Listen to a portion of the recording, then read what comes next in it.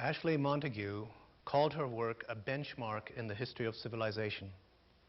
Joseph Campbell, in his foreword to The Language of the Goddess, writes of the evident relevance of her work to the universally recognized need in our time for a general transformation of consciousness.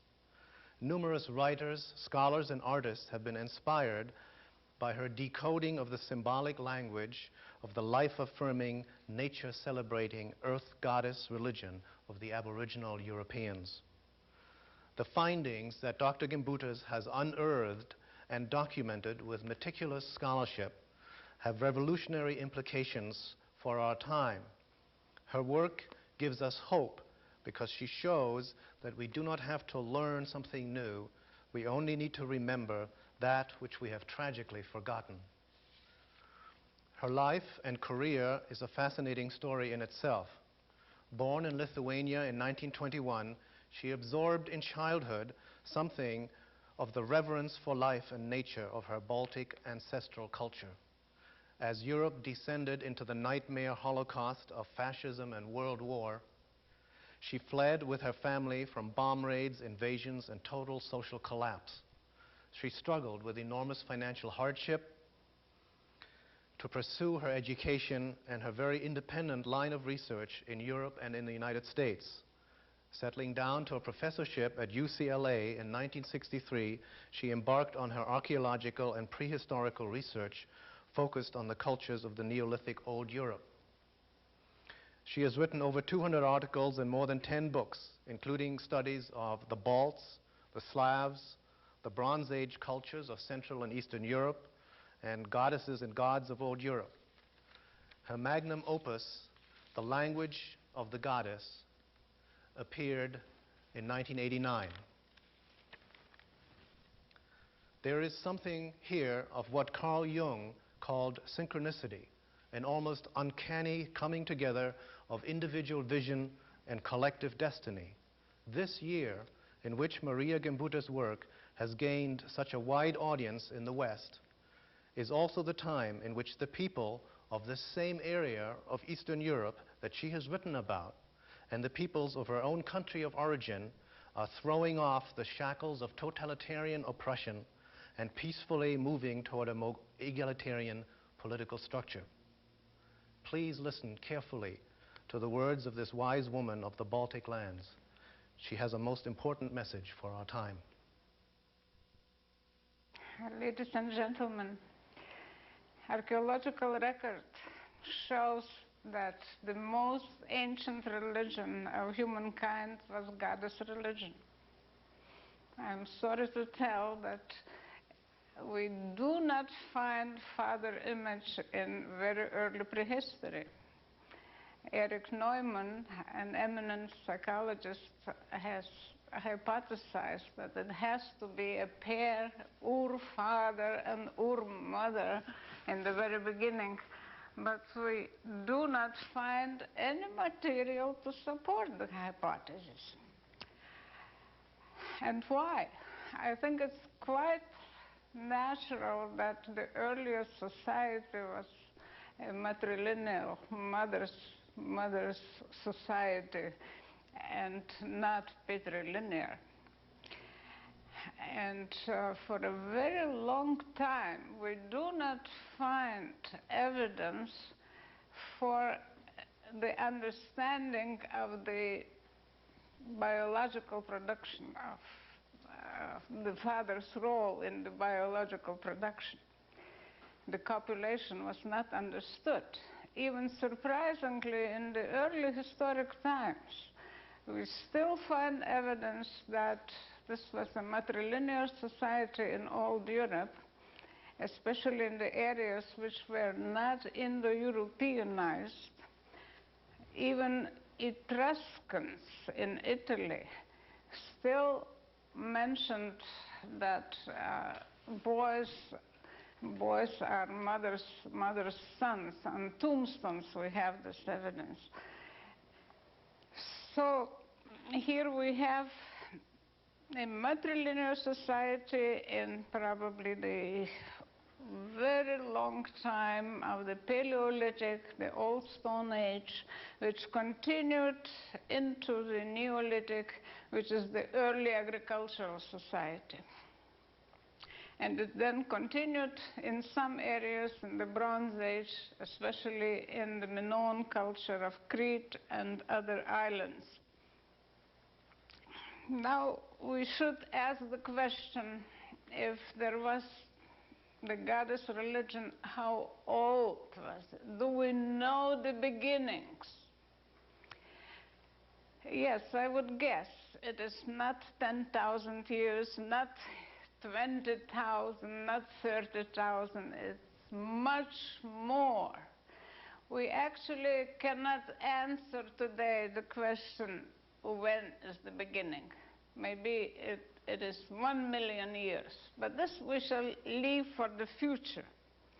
But we can see already today that the Acheulean culture, the lower Paleolithic culture, which goes down to 500,000 and more, has produced many flint figurines, tiny figurines, which are already symbols, triangles and mother images holding babies, and also animal figures.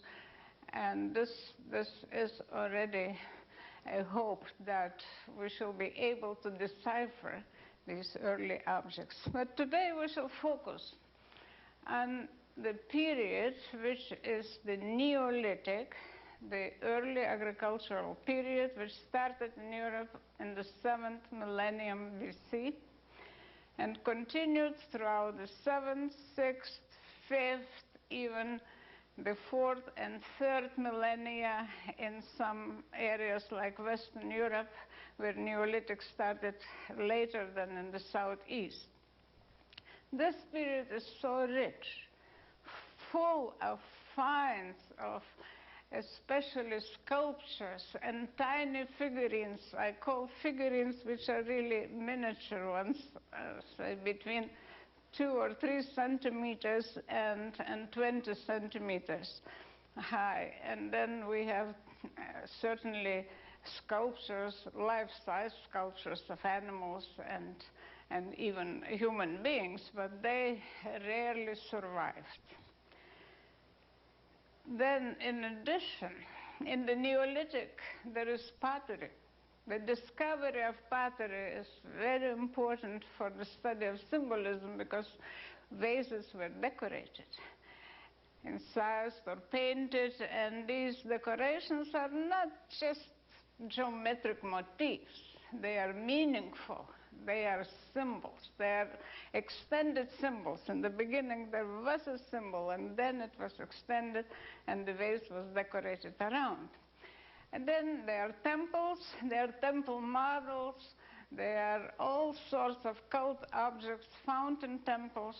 So all this is our basic material for the interpretation of the early religion. I would like to say that it's not only the object that is of importance, and we do not look at the object with the eyes of an art historian. It is of utmost importance to know how the object was found. Was the sculpture or figurine found in a temple? Was it found in a courtyard? Was it found in a grave or in a cave? All that counts. This cannot be omitted from our study. However, even that would not explain the functions of the goddess. To a certain degree, yes, but we need something else to add to be sure that our interpretation is right. Then we have to see what kind of goddess is portrayed. Is she nude, or is she dressed? Is she stiff, or is she with breast and belly and buttocks And there are, of course, a variety of them. It is a tremendous variety of images. The types are numerous. It is not just one goddess that we can describe and say she portrays something. No, there are hundreds of images, but we can classify them. We can classify according to their postures. Are they sitting on a throne? Are they standing? Are they found in grave in a very stiff position? And then one more thing is, I think, decisive for the understanding or for the decipherment, what they are meaning and what are the functions. These are the incisions or paintings of symbols. And what are the symbols? I should classify them into at least three major groups.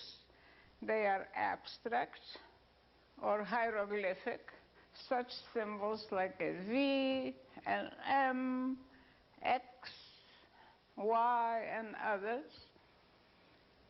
The second group would be representational, and this includes such symbols like breasts, eyes.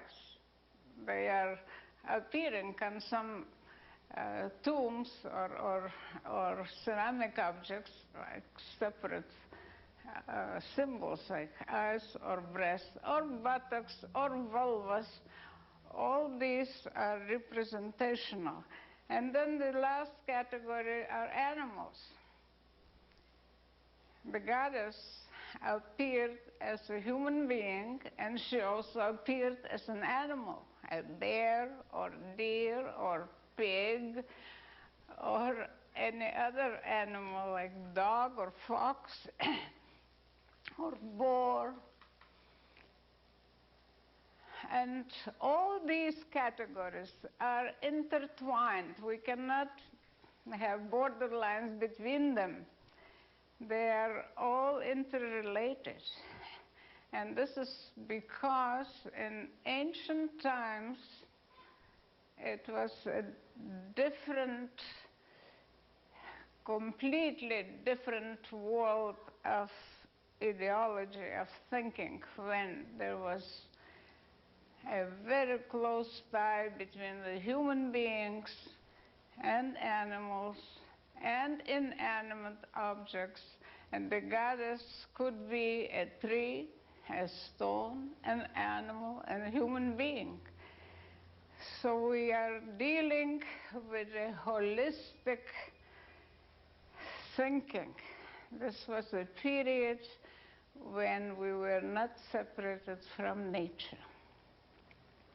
Now I would like to start with the slides, because then I can show you the categories of symbols, which are many. And we shall begin with the goddess whom I call the bird goddess. This is a sculpture about maybe 25 centimeters high, and she is a hybrid between woman. She is definitely a woman with developed breasts, has a very long cylindrical neck, and then her head is particularly interesting here because she has a beak, a protruding nose, but no mouth. She has eyes, she has a headdress, a turban maybe, or just her hair neatly combed. Then on her hand, on her right arm, there are some incisions, and they are chevrons, multiple V's. So here is one of the typical sculptures around 6000 BC or 5800 BC from Greece. I myself discovered series of such images, and if you are hesitant to admit that this is a bird goddess, well, maybe this would convince that this is a beaked creature, not a simple woman. And from the profile, she looks like this. She has, like the first one, nice hairdo, and her whole face is protruding. It's not natural, not a woman's face.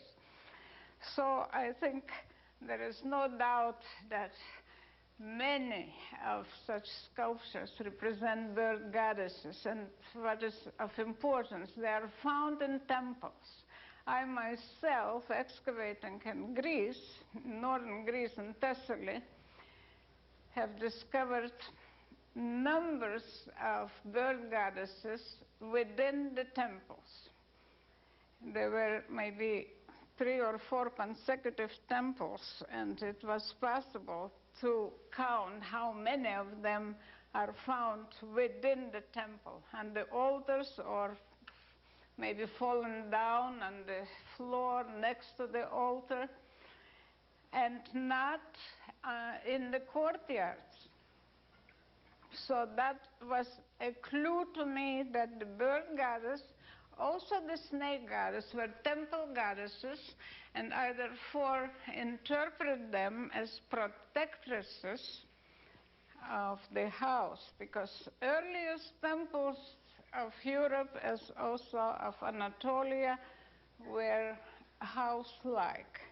Archaeologists to this day discuss and dispute that these are not temples because these are houses.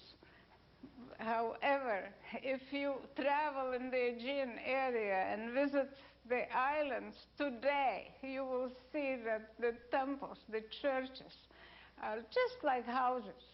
There's maybe 3, 4 houses and then another house, which is a church. And who takes care of these churches? Women. And this, I think, reflects the very old tradition of the Neolithic period. Women were taking care of temples. And the temples consist of 2 rooms usually. One room is the actual temple. The smaller room is the workshop. And in the workshop, we also find figurines and vases and other cult objects, which were for the preparation of the worship in the temple. Now, another aspect of the same goddess, also from my own discovery here in Macedonia. This one is from the end of the 6th millennium, the Vinča culture. And this is a big vase, about 1 meter high, decorated with chevrons, red chevrons. She has a necklace. Also, she has her special marks on the face across her cheeks, and then her beak and eyes. Usually, if there are vases, then the face appears on the neck or sometimes appears on the lid. So here we see the association of this type with a special symbol, the V or multiple V, which we can call chevron. And it will repeat throughout. Now, also, I would like to indicate that there are temple models. There are about 100 temple models discovered in Europe. Some of them are quite well preserved, as this one is also from Macedonia, not from my discoveries, but from Yugoslav excavations. And many of them have chimneys, in quotation marks, with the face of the goddess. She has a necklace spreading around the roof. This one has sort of a mouth, but I am suspecting that this was a later addition. All other chimneys, and maybe they are about 30 discovered in this site, have no mouth. Now we move, this was around the beginning of the 6th millennium, the last one. This is from the early 5th millennium, 1,000 years later, also from Yugoslavia. And, well, that can be described as a more articulate figure sitting on a throne marked with tri-lines, 3 lines, if you can see. And then she has sort of a bolero dress. She has a crown. She has 3 lines across her arms. And in front, if you can notice an apron or some, maybe it was a skirt or part of skirt, it is marked with chevrons. And then she has a duck's mask. And here is another mask, definitely a duck's mask. So the water bird played a very important role in this category of images. And even this mask is marked with V's on the corners of the forehead. The holes means that the mask was attached to the face, and some of the masks do have many holes, especially in the crown, which I interpret as holes for in decoration, for feathers maybe. So she was quite impressive, I think. There are masks of life size. In my excavations in Greece, I have discovered removable masks dating to the 7th millennium BC.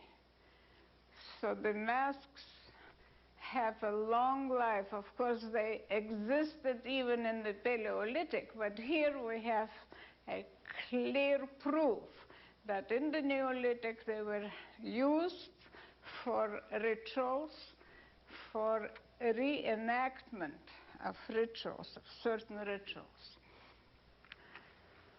The question of the beginning of this kind of symbolism associated with the bird can be seen, we can find the answer to that in some Paleolithic figurines. What you see here is a Paleolithic figurine, probably from the time between 20,000 and 14,000 BC, found in the Ukraine, which is the western part of the Soviet Union, from Mezin. This is, if you see in the middle, this is the profile, I would say it is a water bird.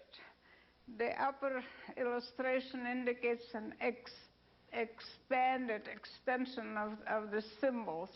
And then on the left side is the front, and this is the back. Why I'm showing this? For the association of symbols. We have a supernatural triangle in front, and then on the side and the back there are chevrons, meanders, and on the neck parallel lines, and again chevrons. So this means that at least for 20,000 years the symbolic association was about the same as in the Neolithic period. And this confirms the importance of it. I think I am not making a mistake associating this group of symbols, and I am calling them aquatic symbolism associated with water birds, and especially with meanders, parallel lines, wavy lines, and so on. And the triangle, the cubic triangle, is marked with a net design. And net design is clearly associated with uterine moisture. Moisture was mysterious, and water was also sacred. Now the meanders appear on hundreds of figurines, and they have beaked faces, and they have necklaces. These are all attributes of the same bird goddess. This is a temple model from Western Romania dating to the end of the 6th millennium BC. Then we go later into the 5th millennium. Again, we see the meanders decorating the skirts of the goddess, and this one again is the duck goddess. She also here wears a medallion that is also typical of this kind of the goddess. I found medallions in earlier figurines of the 7th and 6th millennium BC in my excavations in Greece. And here is the head of a very nice figurine from the Vinča culture in central Yugoslavia, and her forehead is decorated with a meander, and then her eyes are very important. There are 3 lines and 2 lines around. The eyes had the importance of regeneration, the life-giving. Some of the eyes are exaggerated, supernatural, as this lid from a huge vase indicates. And then on the forehead, a chevron, double triangle. This probably represents an eared owl. Then this same goddess, whom I call bird goddess, can appear as a bird. So she can be a woman, she can be a bird. A bird wears a human mask, has a crown. This is a especially beautiful vase from the Vinča culture dated to around 4,500 or earlier, made of very thin clay, decorated with black bands. The images like this continue for a long time. Even in the Bronze Age in Europe, they were made, like this one is from Hungary, dated to around 16th century BC, so maybe about 4,000 years later. And I would say that they are prototypes of later sirens of ancient Greece. Now we can begin the second category, which is very closely associated with the bird goddess, and this is the snake goddess. She appears as a woman, or she appears as a snake. There are many snakes found as sculptures of snakes and also painted on pottery. This is a very clear example.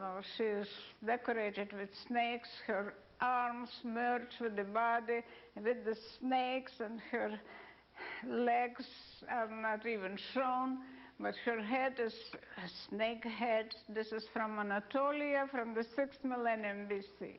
Now another example from Turkey, from central Turkey, is from Haçlılar, is from the first half of the 6th millennium BC. Now you see the legs are snake coils. The arms are also probably snakes, but here you can see just like arcs, and her head is decorated with an aquatic design. Other images are simply women, but here are also hybrids. Her legs are snakes, her arms are also almost snakes, her mouth is long, her nose is not much of a woman's nose, and then she wears a crown. Crown is especially typical of snake goddesses. The crown appears in later times, like here in an example from Crete around 2000 BC. And in front we see the crown, but what is in the back are a mass of writhing snakes. This, I think, is the beginning of what we still have in folklore. In folklore, the crowned snake is very important to this day. and the crown snake is the leader of thousands of other snakes. If she appears, then expect the other snakes to appear, or if you touch her, the other ones will follow you. And if you happen to catch the crown and be happy and know everything and understand animal language, well, that will be also dangerous, because the other snakes will follow you for a long time. And the most beautiful snake goddesses are very well known from Knossos in Crete, dating from around 1600 BC.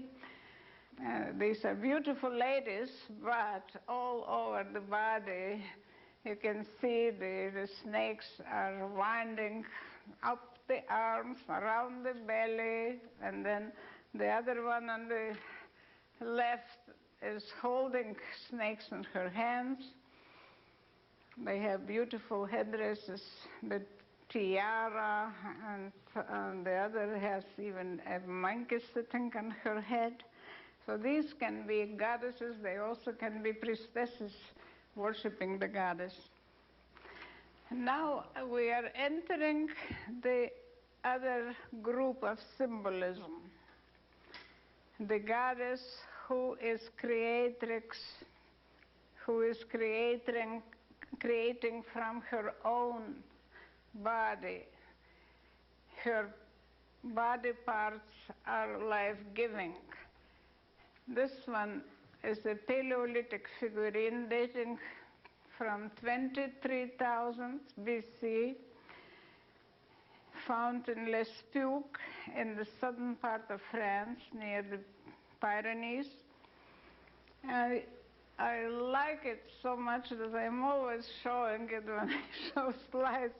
To some people, this is a monstrosity. To me, it is not. It is really a harmonious sculpture, and it really shows the essence of the Paleolithic art.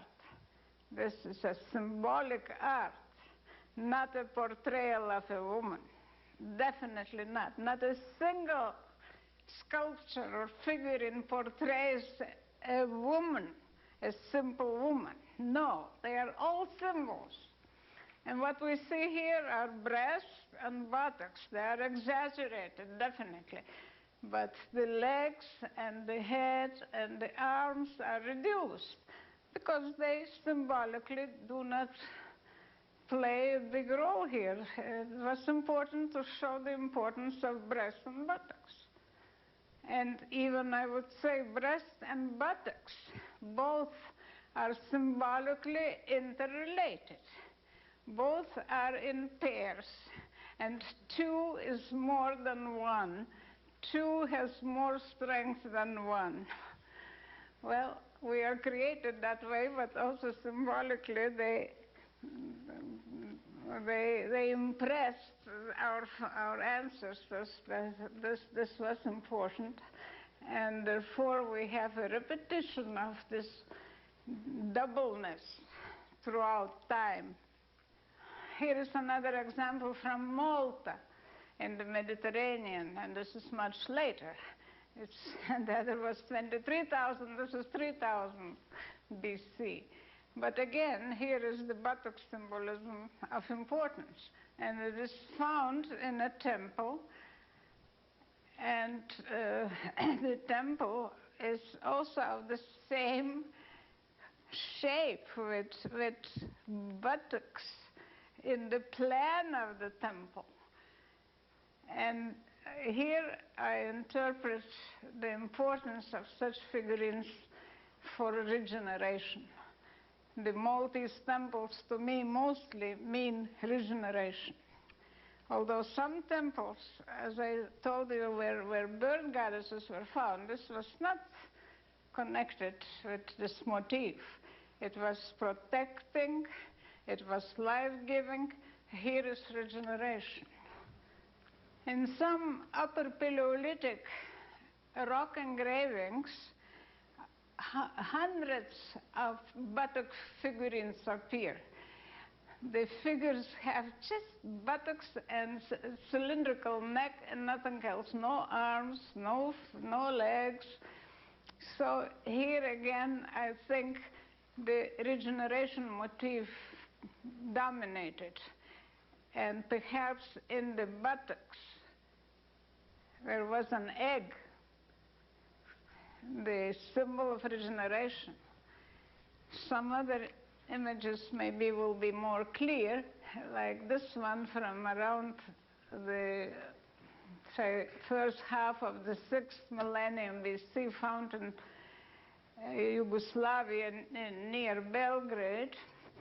This is a seated figurine with the weight in the buttocks and nothing else. No arms, legs are also reduced, and facial features hardly exist. She has some hair, but the buttocks are egg-shaped.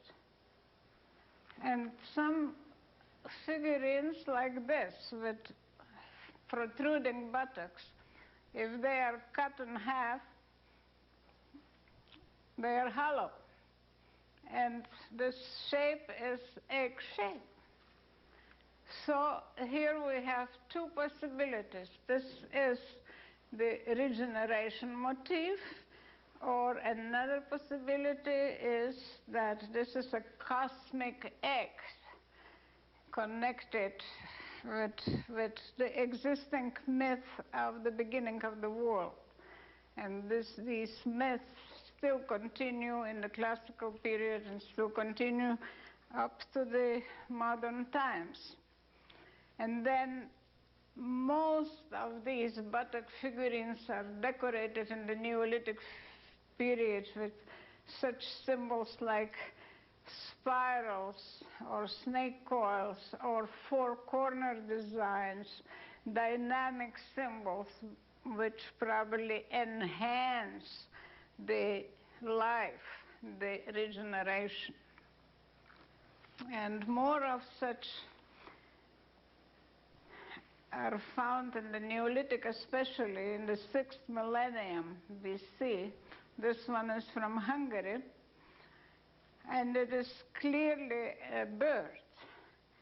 So here I see that the buttocks figurines are, in many cases, birds, which carry perhaps a cosmic egg in the buttocks, or just an egg which is a symbol of regeneration. And then if we go to the Bronze Age, say the middle of the 2nd millennium, there are vases from the Aegean islands like Philokopi or Thera, and they show vultures or in general birds of prey with an egg inside. The left one has a red egg, and there are many, many more. Or some vases are, of course, decorated with beautiful flowers, or sprouts, which also mean regeneration. But it is interesting here to mention that the red egg is associated with the bird of prey, not with a water bird in this case. And why? Because we shall see later that the goddess of regeneration is the vulture. She is associated with death. She is killer. She is attacking human beings after death. But she is also concerned with regeneration. Then another example here is from Phaistos in the southern part of Crete, a vase which is decorated with an egg and spirals, and the vase itself is egg-shaped, and the upper part is clearly the head of a bird. And then within the bird, within the egg, there are spirals. I call such a symbol a column of life. The beginning, something is beginning or becoming. Now from the buttocks we move to the pubic triangle or to vulva. And these are the earliest symbols so far known. Vulvas and triangles are very early symbols. Some art historians decided that, well, of course, men have created a symbolism because they were the first to touch vulvas, and they had to show it. But I don't think this is the right interpretation, because our ancestors were more philosophical, and if you studied all the vulvas in existence in the Paleolithic and later, you will notice that they are always associated with sprouts, with seeds, with branches. So this is the beginning of life. This is sprouting, growing. It's not pornography. Then some of the very early figurines, this is again 23 to 21,000 BC from southern France, from Montpensier. It's a monstrous figurine. Well, some scholars describe such figurines as monstrosities because the vulva is supernatural, it's swollen. Buttocks are also not natural. Belly is also too large.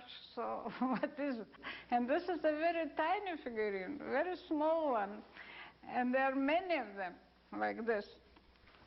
So what is it?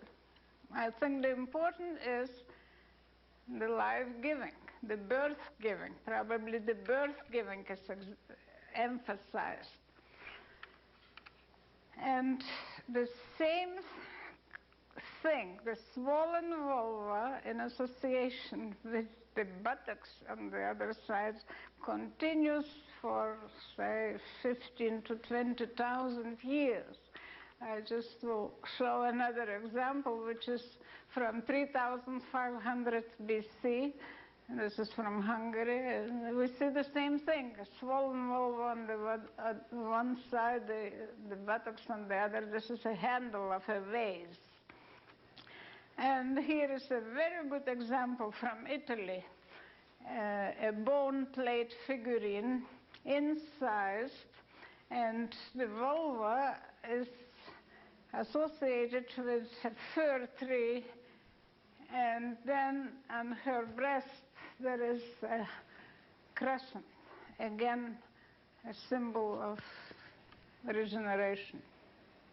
Then there are many figurines which I call birth-giving, and they are associated with the goddess who is the life-bringer, birth-giving.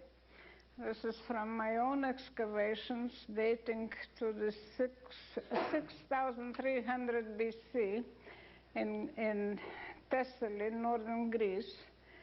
She is portrayed in a natural birth-giving posture. The birth-giving posture in prehistory was in a seated position.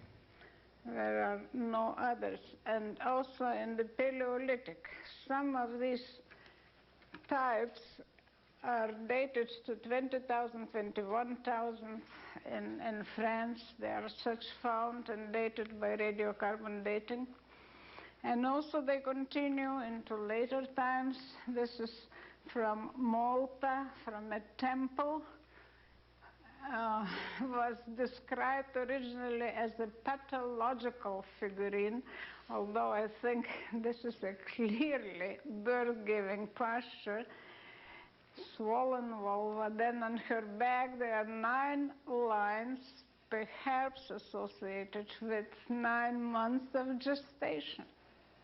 And the hands are perhaps typical of birth-giving posture. Well, from the birth-giving, we move to protection of new life. There are many Madonnas discovered in the Neolithic period. They are not known from very early times, but they are beginning around 5,000 and then continue for several millennia. So the Madonna, the mother holding child, is not beginning with Christian Mary, but much earlier. However, the difference is that the life protection belongs more or less to the animal mother. Most of these images have masks which are either birds or bears.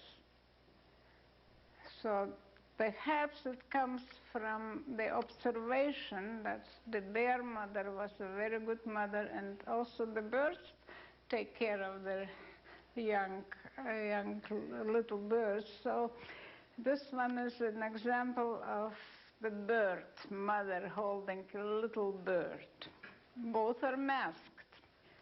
Then there are images of bear masked nurses. I call them nurses. They are taking care of babies, and they have on the back pouches. So probably they were carrying babies in pouches. And the mask, I think you can notice this. There is no certainty, but I think it is a bear mask. And there are other images I am not showing today, real bears holding babies. And this belief in mother bear still continues.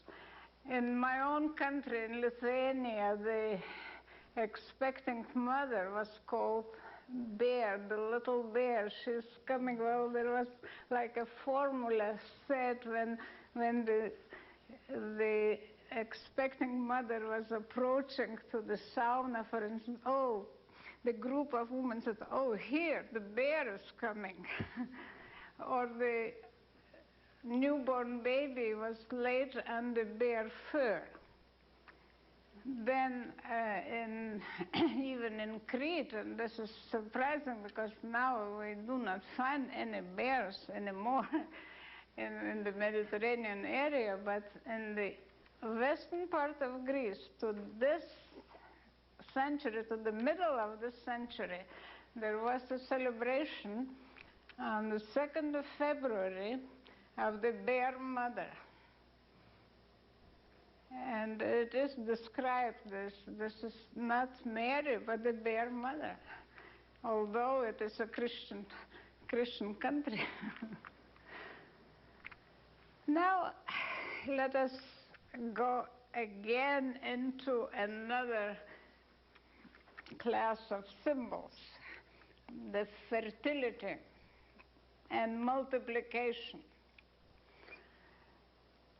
For a long time, the Venuses, so-called Venuses, and, well, the Paleolithic Madonnas were called, fertility goddesses. So neither the term fertility goddess nor Venus is a good term, because this is a misunderstanding. This is only one category of sculptures that can be associated with fertility. Of course, it exists, and many of the figurines or sculptures are associated with fertility, but not all of them. And Venus, of course, is a beauty. Venus is a wife or a bride, but not a birth-giving or life-giving. So here is one of the very early images from the Paleolithic, again from southern France, from Locelle. This is a pregnant woman holding her hand on the pregnant belly and holding a crescent or a horn in another hand. So therefore, I would say she is concerned with fertility, with multiplication, with bounty. and particularly because we have the continuity of the same image in the Neolithic period. Here we have a clearly pregnant woman with very prominent belly, and then under it the supernatural triangle from Neolithic Greece, from around 6,000 or somewhat later BC.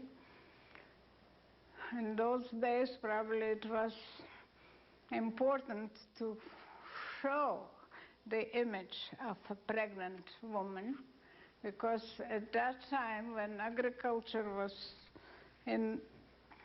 just in the beginning, for say 500 years or so before before it started, it was of enormous concern the earth's fertility, and the production of such pregnant images enhanced the earth's fertility. But not only earth fertility, fertility of animals, fertility of human beings. As I said, there was no separation between earth, animal, or human being. And what else I would have to add here in my own excavations, the pregnant goddesses were found not in temples, but in courtyards next to the bread ovens. So she also can be called the bread mother. She, the one who secures the bread. And such images are not identical everywhere. Here is also a pregnant figure from eastern Romania, from the Hamangia culture. And of course the style is different, but it very probably portrays the same image. And then if we go into a later period, around 4000 BC, here is an example from Romania again, from northeast Romania, the Cucuteni culture, of an open shrine where the goddess is seated and she is flanked by young figures, probably portraying a ritual, dancers or something like that. And then in front of her there was a hall for libations. And if we know the traditions of European peasants, there were libations for Mother Earth up to the 19th, 20th century.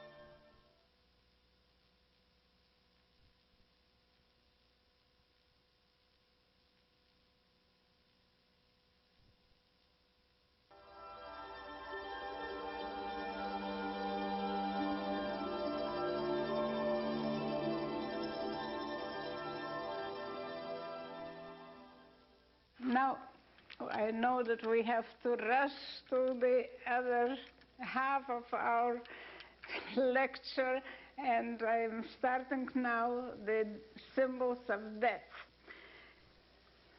First of all, the vultures. Vultures, owls, crows, ravens. one of the best examples comes from the temples of Çatalhöyük from the 7th millennium BC, painted on the walls of shrines. Here are 7 or so vultures attacking bodies. They're already headless, so presumably the heads were removed immediately after death, and then the rest of the body was left for the excarnation, for the birds.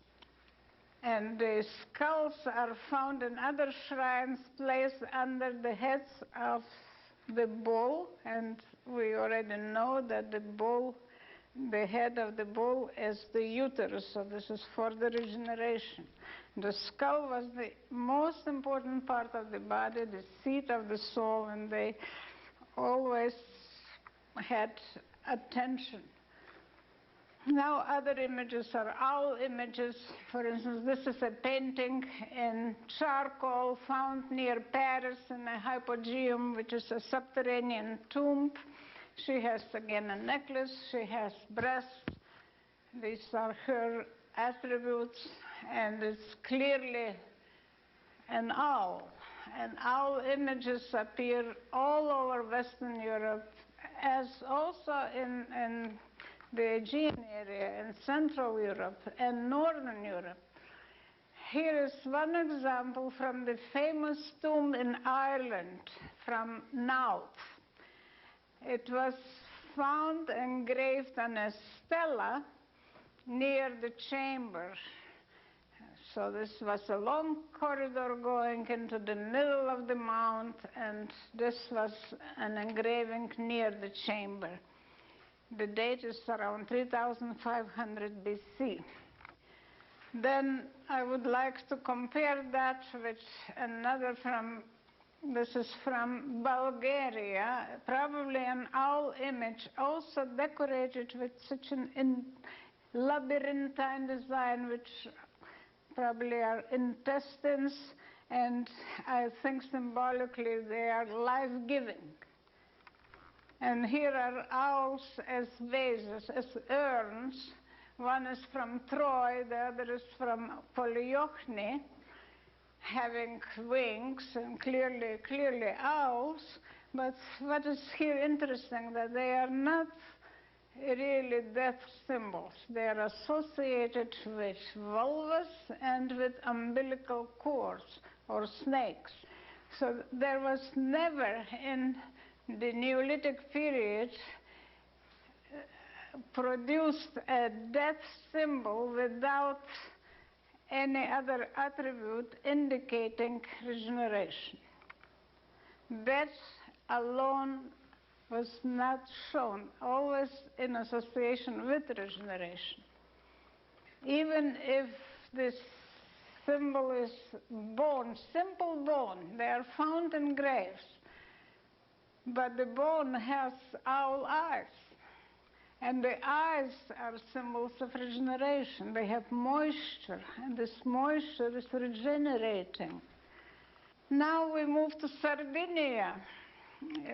This is a plan of a rock-cut tomb from the 5th millennium BC.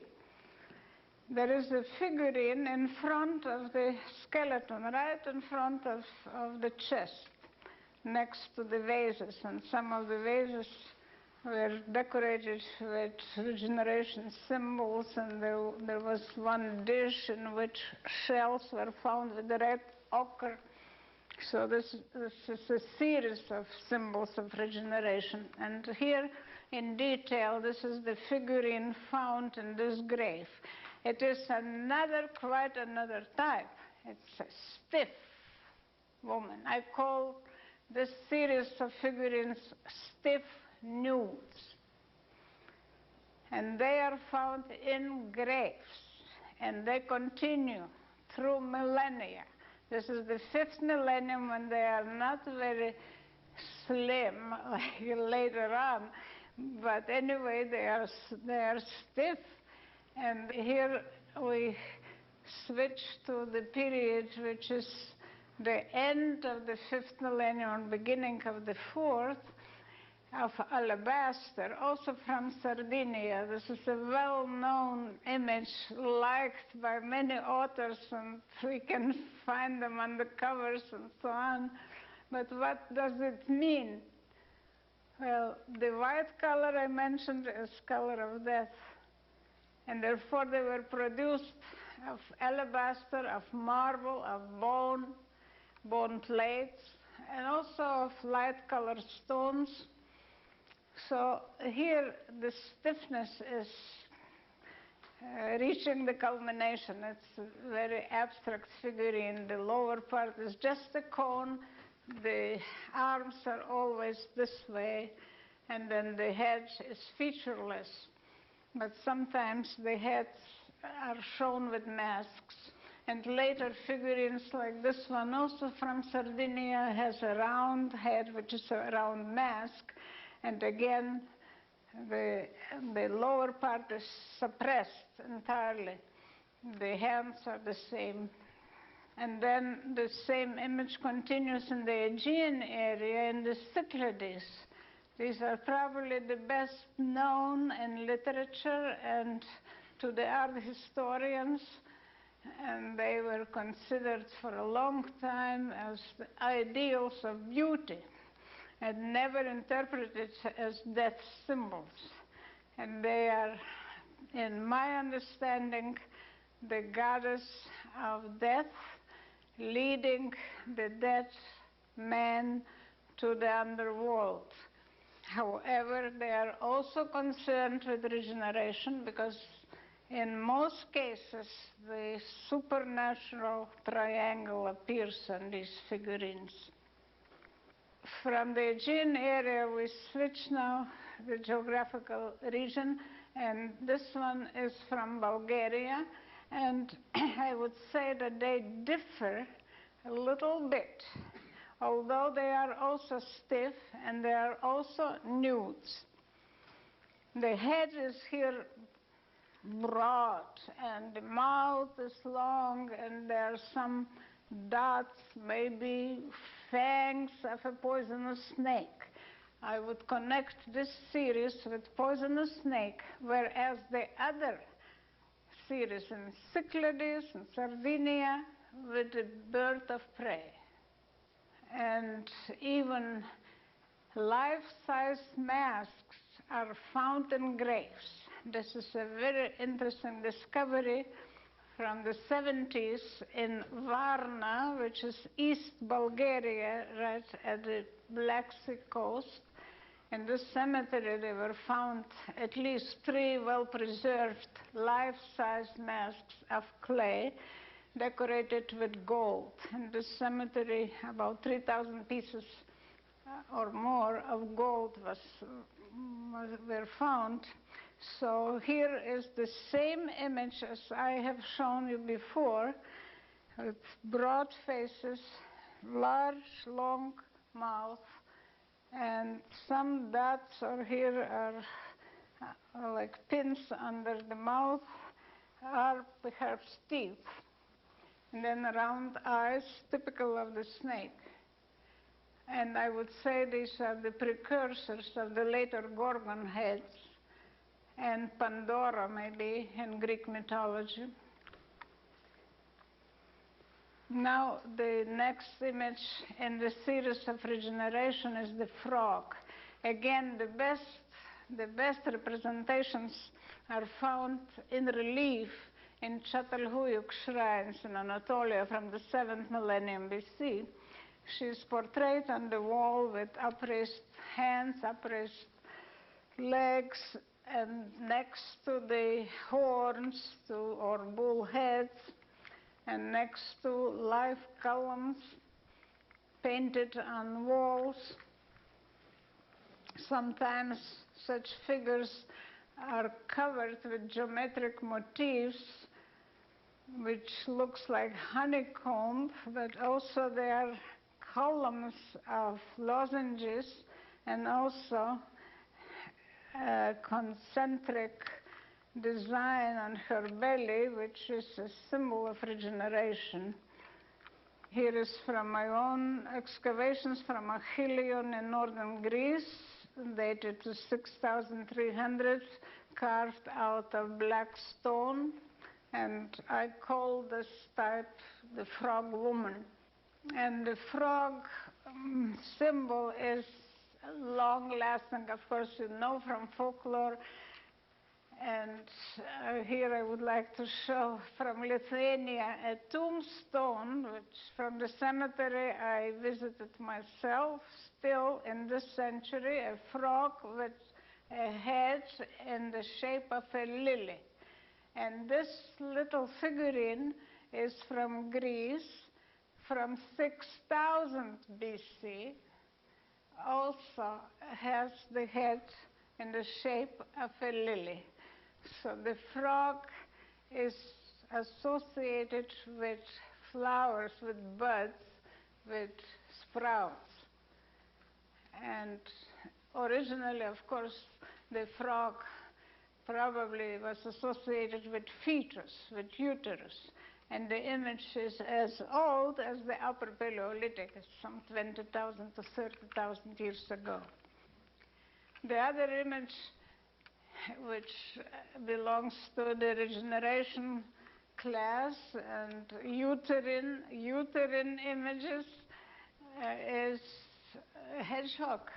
And hedgehog originally probably was associated with the animal uterus, which has warts.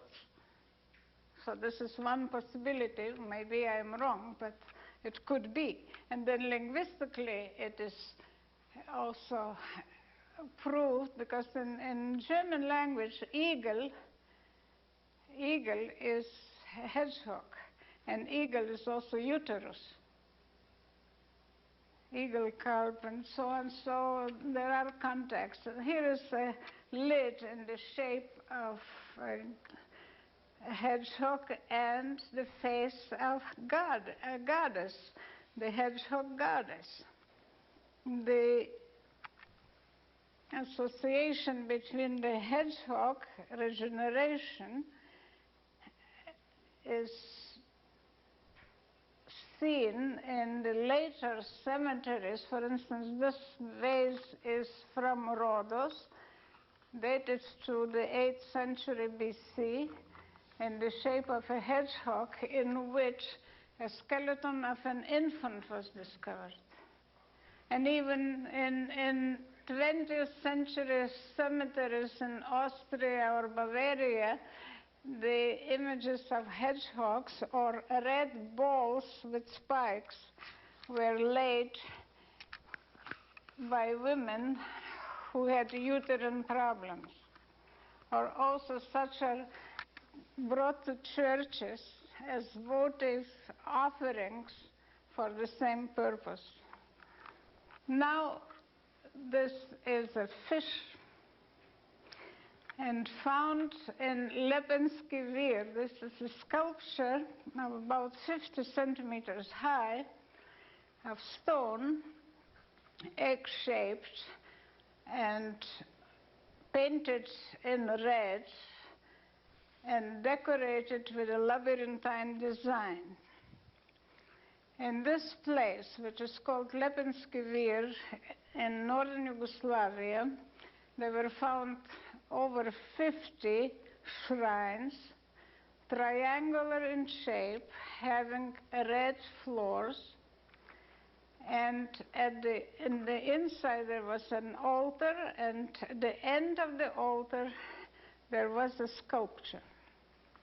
And most of these sculptures were either egg-shaped or fish-shaped, or these fish-shaped sculptures have also features of a woman.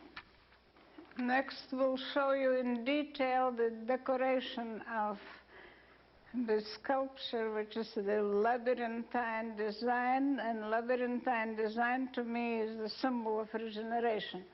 Her mouth is clearly fish mouth, but eyes and nose can be interpreted as human. Now, one more sculpture which clearly is egg-shaped and having fish attributes, especially the mouth, and eyes are protruding, round. They're all of stone, found in the Danube. This site is located right on the bank of the Danube. One more of the series, which is extremely important, because here I see the combination of fish, woman, and vulture. The hands of this fish lady are vulture hands. These are claws. So here is a typical combination in the Neolithic art, in the symbolism, the combination of several classes of woman, of animal, and bird in one. And then another example, this is from the other part of Europe, which would indicate almost about the same thing. Her hands here are with 3 fingers. I think these are not human hands, but vulture claws.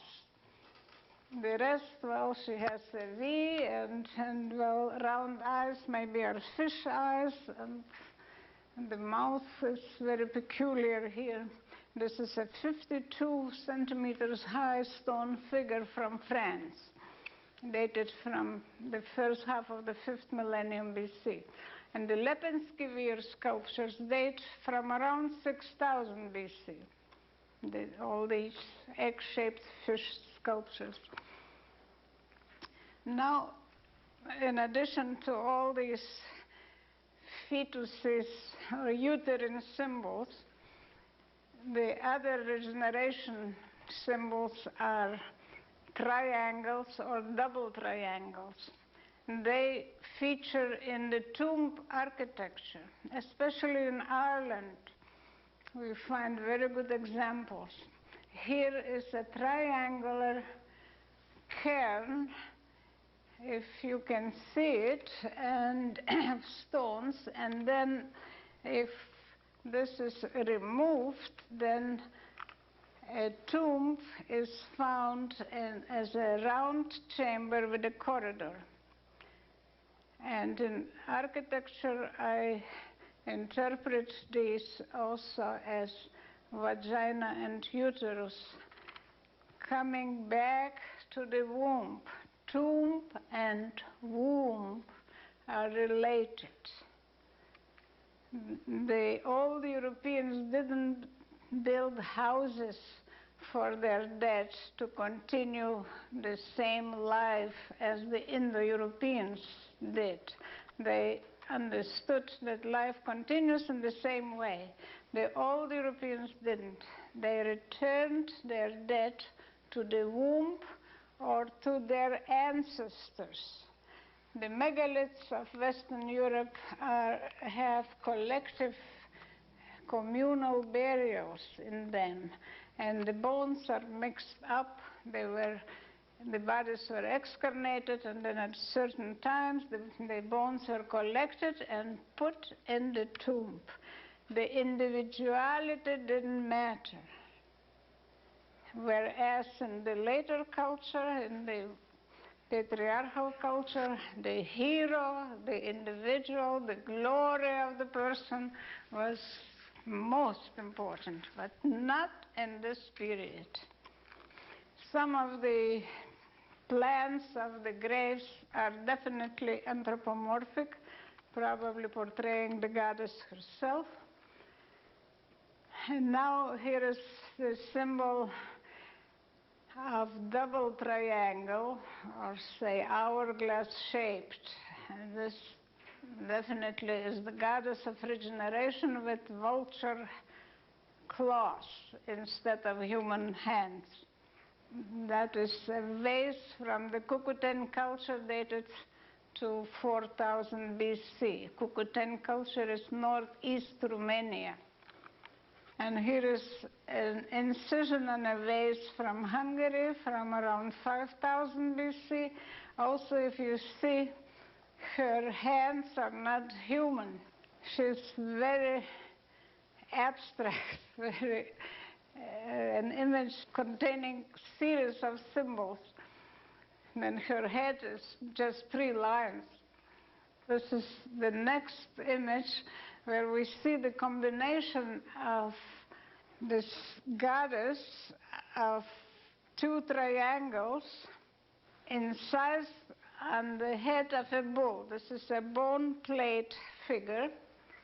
And it's a beautiful combination of the goddess of regeneration and the head of a bull, dated to around 4000 BC.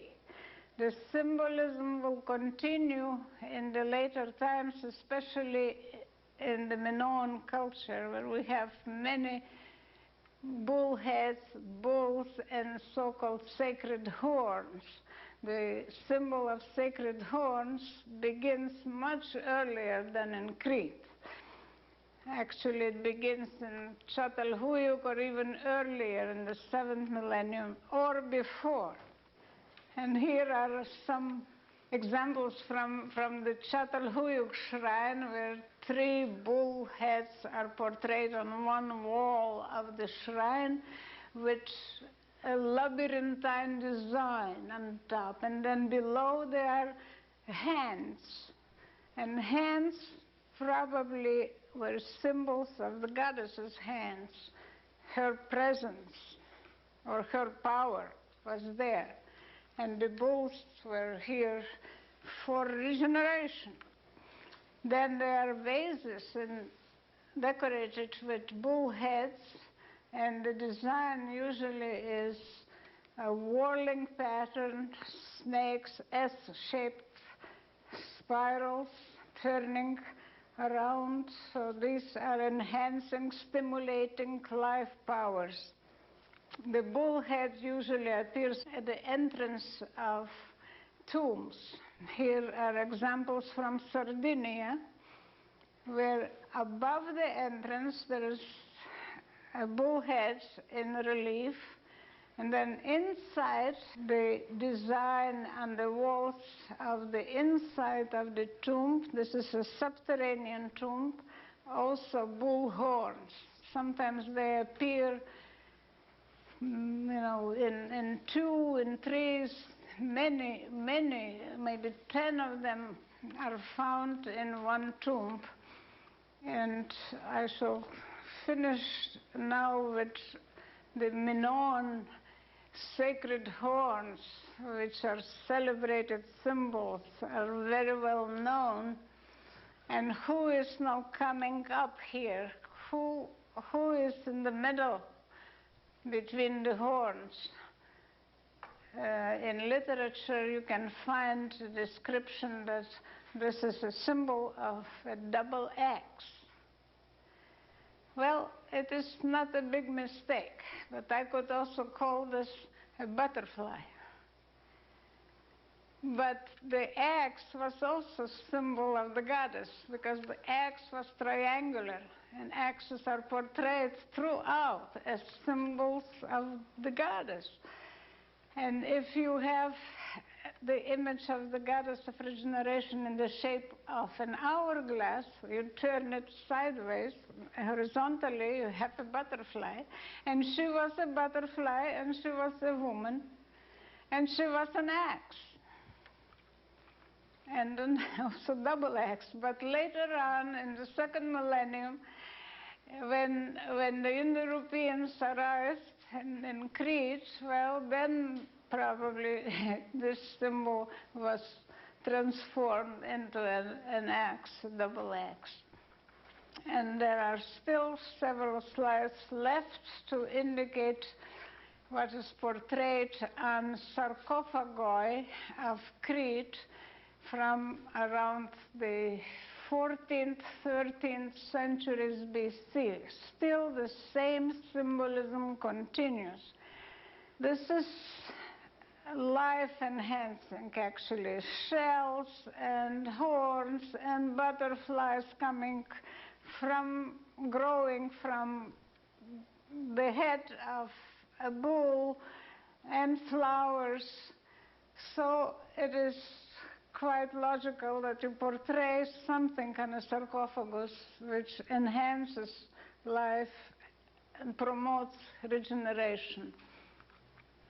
But sometimes this so-called double X is for sure a butterfly. And this is an example from a seal from Zakros, which is eastern Crete. And this is a clear goddess with the wings of a butterfly. And this is an eyed butterfly. But the goddess, well, she is a woman. She has a crown, but her legs are not human. Maybe she has bull legs, maybe another animal, but probably bull or vultures. Difficult to decide. And then in my last slide, I shall show you that she can be also a bull. The goddess can be a bull. This one has a head, which is a vulture's head, with enormous horns, and then there are crescents next to that. So here we have a combination of symbols which we already have seen before. The bull or the bull head is the uterus. The vulture is the symbol of goddess of death and regeneration. And then we have crescents, of course, and horns, which are also symbols of regeneration. Definitely the symbols of regeneration predominate throughout. Now I'm willing to answer your questions if you have any. Could you say something about what happened to the old goddess culture? What was the takeover by the Indo-Europeans? How did that come about? What were the changes that occurred? My hypothesis is that the old European culture was partially destroyed by the invaders from the east. I call them the Kurgan people, the horse-riding warriors. They started in the Volga region of South Russia. Their culture, about the same time when the old European culture was flourishing, their culture was also already food-producing, pastoral and agricultural, but of a very different type. They were cattle breeders, and they have domesticated the horse sometime in the 6th millennium, or maybe even earlier. We don't know that. But then, in the 5th millennium, they were very mobile because of the horse. And they came to the borders of old Europe. And here they saw this beautiful culture and meadows along the Danube in East Hungary, in Bulgaria, and Macedonia. And we have the first incursion of these half-nomadic people into Europe at the end of the 5th millennium BC. Since then, the trouble started. And this I call the first wave. But then about 600 or 700 years later, there was another wave. And then around 3000 or early 3rd millennium, the third wave. So we have now a transformation of the European culture from the matrilinear or matristic or matriarchal, if you like, to a patriarchal, patrilinear. It took a long time, and it was a gradual thing. It was in the beginning only East Central Europe which was transformed. The western part of Europe, the Mediterranean part of Europe, was not touched at all until the 3rd millennium BC. Western part of Europe was still flourishing. The megaliths were built there, and so, although there are traces of Indo-Europeans even in Ireland in about the middle of the 4th millennium BC. but they had not much influence. So it is, I would say, a development of almost 2,000 years and dates from 4,300 to 2,800 BC. This is the period of the incursions of the people from the east. European culture is like a layer cake composed of the two very different ideologies, very different religions, very different social structures. And we are the heirs of the two cultures, not one. Every European culture is a hybrid culture. And it is, to my belief, very wrong to think that the European agricultural culture, old European goddess culture, was Indo-European, as it was proposed by Colin Renfrew, my good colleague, in 1987, his book, Archaeology and Language. This is a misunderstanding. The old European culture cannot be Indo-European because we can reconstruct the early Indo-European culture if we use linguistic evidence and mythology. And this is, my book, I think, shows that this is a non-Indo-European culture, an earth-loving, art-loving culture. The Indo-European culture is a completely different culture, representing a different ideology in every aspect of culture. You've shown us several different goddesses, and I'm wondering, do you see this as one goddess with a number of different forms, or several goddesses who somehow are together representing natural forces and doing things in consort? Yes, you have asked a very serious question, I would say, and it is difficult to say. Well, one thing is clear. There are many goddesses. There are many types of goddesses. It's clear from the very beginning, from at least the Upper Paleolithic, when we start to have the sculptures and also cave art. Now, is this one goddess with many functions, many postures? I would tend to say yes, and therefore I would like to call her the great goddess. However, maybe this answer is not for the whole of the history of humankind, because perhaps some of the images started in a different way. I would classify into two groups. The bird and snake could originate as totemic animals, and from the Upper Paleolithic or even earlier were serving as protectresses of the family and ensuring the life powers. And the other class would be this goddess who creates from herself. And therefore we have so many of her body parts represented.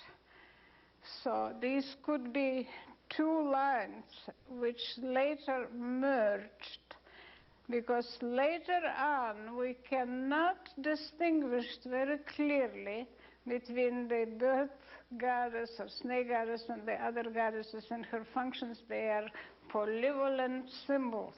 And they are, for instance, the snake is a symbol of life power, and symbol of regeneration. And therefore their functions are here and are there. So it is almost impossible to say. But I only speak about the possibility of several images developing from one thought, the others from another. Could you comment briefly on the ancient religions of other cultures around the world? And in particular, I'm curious if goddess worship is characteristic of a number of ancient religions. Yes, certainly. The goddess religion was universal. In all parts of the world, we find the goddess before the patriarchal stage. And there are similarities between them, although I think if we want to decipher the meaning, the functions of the goddess, we have to concentrate on one area which is rich in sculptural art or say, painted pottery and others, like Europe. And then we can be certain that we can understand the symbolism. Although, in general, no question, there are similarities between Africa and Europe and the Near East and Americas. Indian art, of course, has very, very much similarities to European images. In China, of course, also before the patriarchal period, was a goddess religion. Southeast Asia is full of images which are almost identical. The pottery is so similar that it can be confused with what is in say, Romania or Hungary and in Indonesia. Marija, I'm not sure you're aware, but over the last 20 years or so, the rediscovery of the goddess has been the catalyst for a vast new religious movement, which is being regarded as the fastest growing religious movement in America today, the religion of the living goddess. I would wonder if you might have any comments about this new movement, the resurgence of goddess worship, and a projection of how you see that for the future. Why it was in the past so slow and why it is so fast now, yes? It's interesting. Well, of course, one thing is the feminist movement, and women are helping to spread the idea, that is clear. And another is that the material became ripe for interpretation. There is so much that I always question, how come that for so long nobody really touched the question of symbolism or types of goddesses? There of course, is a lot written before me and about Near Eastern goddesses and others, but this analysis of types and symbols was not done. So why? Well, perhaps someone like me who was interested in interdisciplinary studies had to appear to connect what is known in mythology, in Indo-European studies, in history of religions, in archaeology, in linguistics, and pull all the chords together. It needs an interdisciplinary view, otherwise it is difficult to understand. All of my colleagues are not interested in figurines or sculptures or religion in general. They just discard. This is no interest, no interpretation. Better not do it, because you will not be a scientist. What impact in the world? How would this affect the Right world? now? Well, I think we reached the end of the world and we are starting to create another. Right. Well, I expect we shall become a healthier society. We shall worship the earth, well, not in the same way. Nothing returns from the past. We cannot repeat the whole thing from the beginning. We can only transform ourselves and use our knowledge about the past and apply it for the creating the future.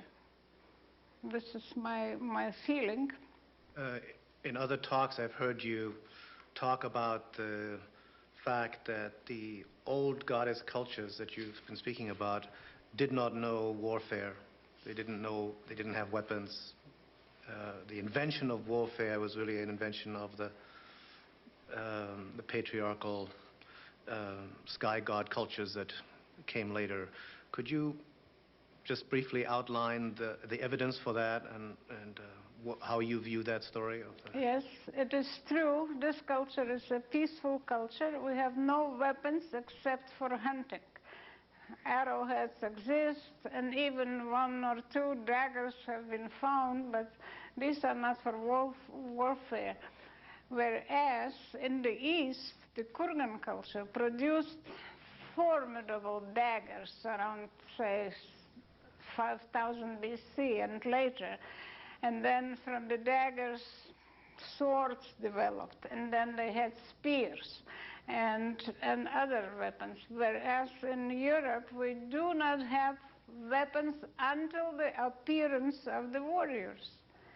Then after that, of course, the culture was transformed and the weapons appeared, together with the specific type of metallurgy which appeared in Europe at the end of the 4th millennium, or the second half of the 4th millennium.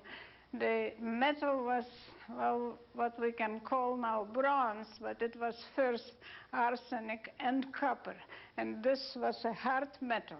The metal used before by all the Europeans was a soft metal. It was copper and gold. And from that kind of metal, you could not produce weapons. And the most important evidence for a peaceful culture is the location of habitation sites. They chose the best, the beautiful areas. They didn't even think of enemies. They didn't have to climb up the hills. They didn't have to fortify their settlements with stone walls. If they fortified, it was just a trench or some palisade against the wild animals, maybe. That was all. Marija, is there any evidence that you can use to get an idea of what the balance between male and female was in the family and in society in old Europe? Well, we can reconstruct something, of course, not the whole picture, because it's in archaeological records it's difficult to find such a good evidence for that. Well, we can use settlements, we can use cemeteries, we can use frescoes and other sources.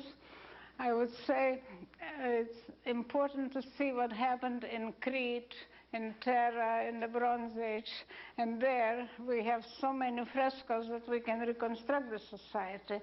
And this is a balanced society with a woman as a priestess on the top and as a queen.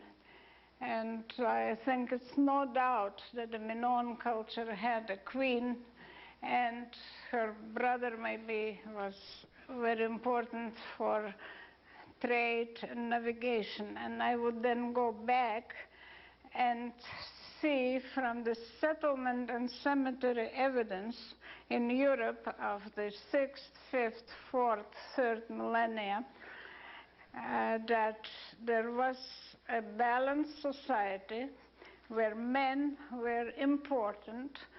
They were overseeing trade and perhaps architecture, building, shipbuilding, navigation, tool making.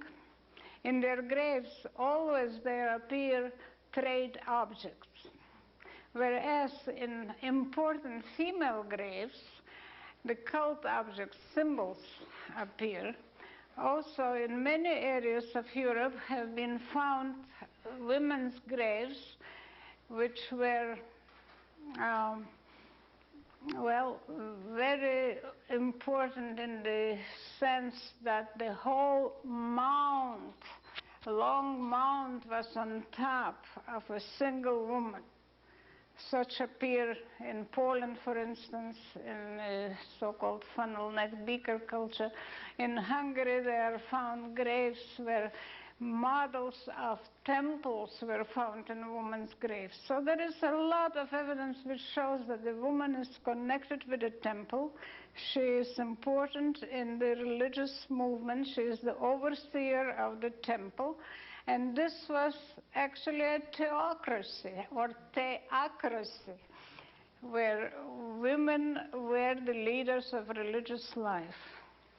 But then men also served in rituals, judging from Terran frescoes where there are processions of men, or men bringing gifts to the goddess, carrying fish from their fishing, bringing to the goddess. So that, in other words, I would agree with Rihanna Eisler's term, Gilani or Gilani, composed of Gi and An, woman and man, and El in the middle, linking the two sexes.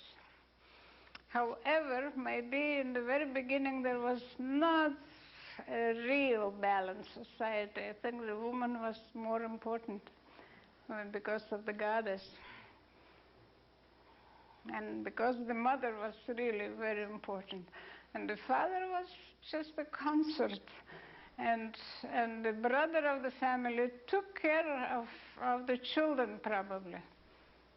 He was the important, and the linguistic evidence shows it. The brother of the mother is always in this non-Indo-European remnants of the language. Well, I think what I have shown to you in my slides and said, it is a part of what is possible to say about the goddess religion of old Europe. Of old Europe, which existed before the Indo-Europeans. I identify this term with a non-Indo-European culture, not Indo-Europeans. This was a goddess civilization, I would dare to say, because it reached a culmination around the 5th and 4th millennia BC, and I don't agree with the definition of the civilization, that the civilization begins with the warriors in Europe with the production of weapons and building of hill forts. I think this is an ideal culture, a peaceful, stable, long-lasting civilization from which we can learn a lot.